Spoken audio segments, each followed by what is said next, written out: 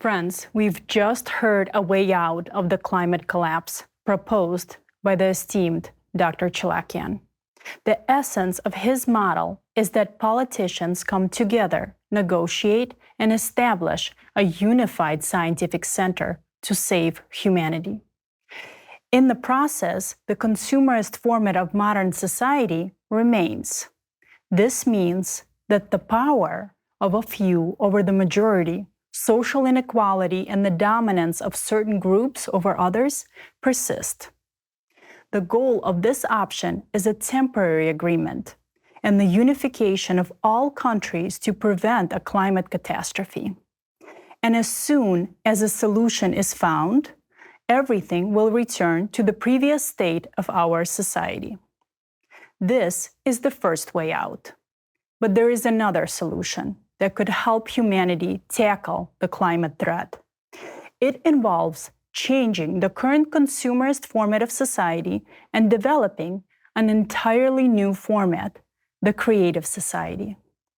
This creative society model is similar to Egan Chalakian's model in that it requires creating conditions for uniting the best scientists and all scientific potential to develop new technology. One that will enable us to halt the destructive effects of cosmic radiation on our planet. This, in turn, will stabilize our planet's core and prevent humanity's extinction.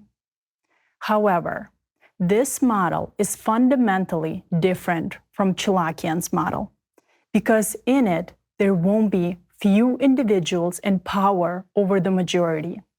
And there won't be social inequality.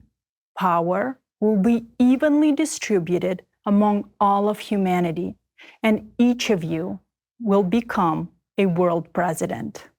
This leads to the creation of a unified human civilization once and for all, where there will be no inequality, wars, or disease.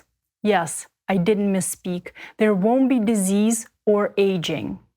In the creative society, a health capsule device will be available to every person, absolutely free of charge, capable of extending a person's life to at least 1,500 years, restoring youth and health, even to very old people.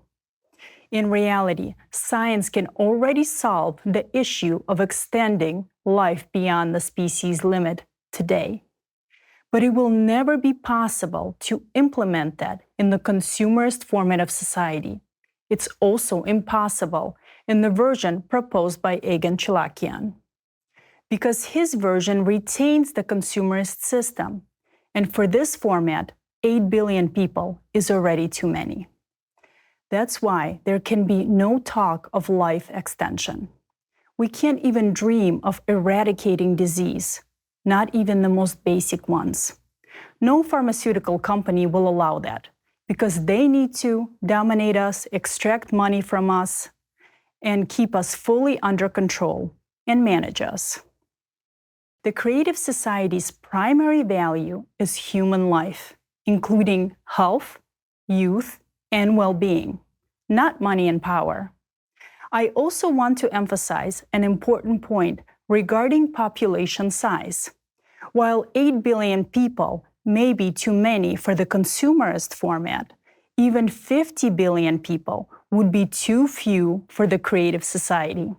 And yet, every individual's essential needs will be met, from food, clothing, and shelter to luxuries we can't even dream of today.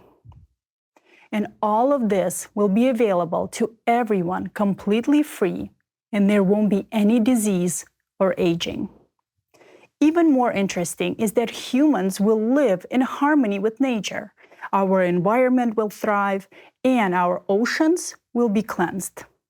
We won't need to kill animals to feed ourselves. We won't even need to pluck fruit from trees, because each of us will have a matter replicator. This technology can create any product according to your taste. We've talked about these technologies and the tremendous benefits of the creative society many times before, you can learn more about the creative society from the previous forms: Global Crisis, There is a Way Out, and Global Crisis, Our Survival is Immunity. But can we actually build such a society? That question remains open.